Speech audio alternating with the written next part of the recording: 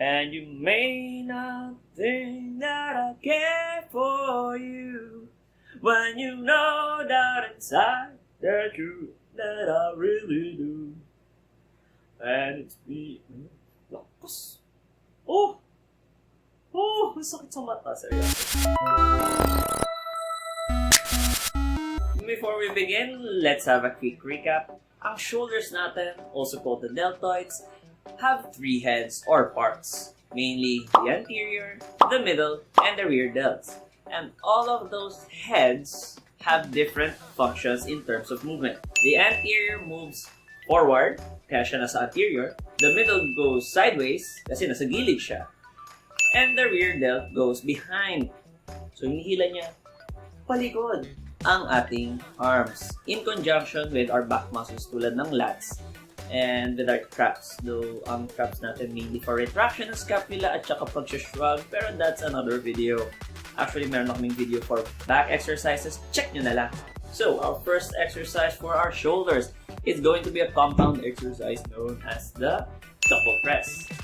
Now, pwede rin naman yung military press, pero for the sake of simplicity ng workout, puro dumbbell lang ang gagamitin natin ngayon. Or kung meron kayong bands, pwede rin yung gamitin yun. So as always, lagi natin unahin ng mga compound heavy exercises. So you can go heavy on this. Depende sa inyong goal.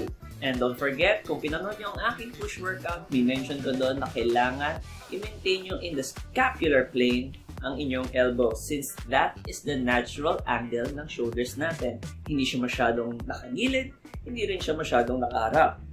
Kasi kapag masyadong nakaharap, mapupunta lahat ng effort sa anterior deltoids. At kapag masyado namang side, well, mas mataas yung risk ng injury, pero hindi naman ganun mataas. Mas natural to and efficient since anterior and middle delts are working together in this plane. When performing the dumbbell exercise, you can perform it in two ways, either in standing or in sitting. Though, kung gusto nyo talagang mas focused ang contractions in each rep nyo when doing this exercise, I recommend performing it in a sitting position to avoid any momentum whatsoever on each rep for 8 to 12 reps for 3 to 4 sets. Remember guys, this is a compound exercise, so hindi lang ang deltoids ang tinatamaan natin dito. Tinatamaan rin natin ang following muscles. Ang triceps, ang serratus anterior, ang upper and lower traps, and syempre, ang shoulder natin. Moving on. Ang next exercise natin involves a superset using cheek lateral raise and the strict lateral raise. These are two opposing types of techniques. One is going super heavy and the one is going relatively light. Kasi gusto natin i-focus ang 2 out of the 3 kinds of muscle contractions na ginagawa ng muscles natin. And that is the eccentric and concentric contraction. I would dive deep into ano yung eccentric at concentric contractions. Pero ang gist is, ang eccentric contraction, yun yung pinafocus natin sa cheek lateral raises. At ang concentric contraction, ang pinafocus natin sa strict lateral raises. So sa cheek lateral raises, ang gagamitin natin weight is yung weight din natin kanina sa dumbbell press. Or you can go a little bit lighter, mga 5 to 10 pounds pwede nyong bawasan, depende sa kung anong kaya nyo. And dito, as the name suggests, i-cheat nyo on the way up. Kasi ang gusto nating i-focus is yung pagbaba ng weights.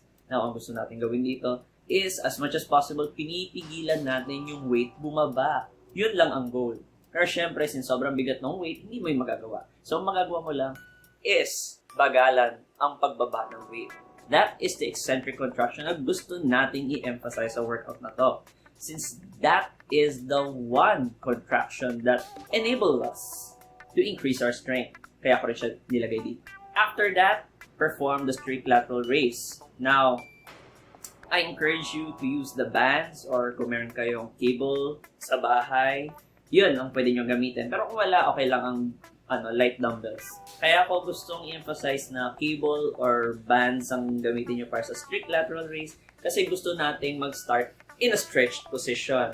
In a sense na dapat before ka mag-start ng rep, na-stretch na siya para mas maganda ang time under tension natin sa shoulders natin. Because that too is a component for muscle building. Kung ginawa nyo to ng ganitong fashion, mas effective ang workout nyo when it comes to building muscle. And remember guys, don't go heavy on this one. Ang gusto natin dito i-emphasize is ang concentric contraction or motion going up or the shortening of the muscle. Since hindi naman pwedeng may favoritism ka kung anong type of contraction ang gusto mo lang gawin sa inyong mga workout. Guys, kung gusto nyo maging maganda ang growth ng katawan nyo, kailangan balance lahat. Balance ng kain, balance ng workout, balance lalo na ang tulog. Hindi sobra, hindi kulang. Kasi mas madaling magkaroon ng muscle building and muscle healing and muscle synthesis. Though yung dalawa doon magkapareho lang ng meaning. For the cheap lateral raise, perform at least 7 to 12 reps followed immediately by the strict lateral raise of 10 to 12 reps. Yes, kailangan mas mataas yung strict lateral raises kasi magaan na lang yung ginagamit mo. But I assure you, habang ginagawa mo yung strict lateral raise, sunog na yung inyong shoulder by this time. Actually, by the first set, yung ginagawa ko, sobrang sakit na ng shoulder ko. Moving on. So, we've covered our front and middle. It's time to show some love for your deltoids since ito ang part ng deltoids na madalas nakakalimutan ng karamihan sa nagwo-workout. Lalo na sa inyo mga beginners, huwag niyong kakalimutan tong muscle na to. Since tumutulong din to makaprevent ng injuries katulad ng rotator cuff. Kaya ang workout natin ngayon is the W raise. So, easy lang to. Kuha kayo ng upuan. Upo kayo. Yuko kayo. Yes, straight body. And ang gagawin nyo lang is you want to external rotate your arms. So, ano ba ginagawa nitong W raise sa ating rear deltoids? Well, actually, hindi lang rear deltoids ang tinatamaan nito. Kung hindi, pati ang rotator cuff, which is a very neglected muscle group sa karamihan. And let me tell you what, most of the shoulder injuries nanggagaling sa rason na hindi well-trained ang rotator cuff. Lagi may naiipit, lagi may nasi-strain, or lagi may napupunit. And madalas, yung rotator cuff yun. Actually, rotator cuff injuries prevalent siya sa mga baseball players since sila yung tako ng tako. And kasi talagang features muscles yung rotator cuff. So, use light weights lang, 5 to 10 pounds, okay na yun. Perform 10-15 reps for 3 sets. And, malapit na tayo.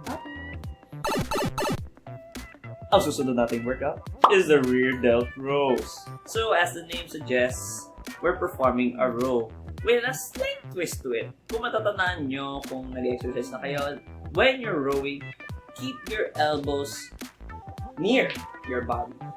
When performing the rear delt rows, allow your elbows to drift slightly away from your body. Kaya natin siya nilalayo sa katawan natin para malipat ang majority ng effort natin sa rear delts at hindi masyadong tumulong ang ating lats and traps. Though, tutulong pa rin yung traps regardless kasi hindi naman siya nag-extend. Pero still, yun ang dahilan kung bakit natin siya gustong ilayo. Gawin natin to for 8 to 12 reps for 3 to 4 sets. And remember, gamitin nyo ang weights na kaya nyong gawin for 8 to 12 reps. Don't go too heavy kasi hindi natin ma-isolate or hindi maging effective ang isolation natin ng exercise para sa rear delt kung masyado nyong bibigatan. Since mapipilitan ng katawan natin na mag-compensate or humingi ng tulong sa iba nating exercise. I mean muscle. You see? Hyper ko. Iba na yung exercise sa muscle. Iba na yung muscle sa exercise. Exercise. At ang last natin is the 21 finishers. So, ngayon, ang gagawin natin is, kung may band kayo, okay siya. Sige, okay. Pero kung may dumbbells kayo, okay lang din. Actually, mas gusto kong gawin to ng dumbbells para sabay nyo magagamit yung arms nyo instead of one of each lang. Ang explanation lang natin dito is, we're going to perform 7 reps that targets each of the heads on our shoulders. And we're going to do it for 2 to 3 sets. Depende kung kaya mo pang gawin. For a third set, kasi nung ginawa ko to, hindi ko na kinaya mag third set. Kasi sunog na yung shoulders ko. That's why. Kaya kung natapos nyo up until this point, congratulations! Sunog na ang shoulders nyo at hindi nyo na maiangat yan for the next 2 to 3 days. 4 days kung baguhan ka at sinubukan mong patayin ang shoulders gamit itong workout na to.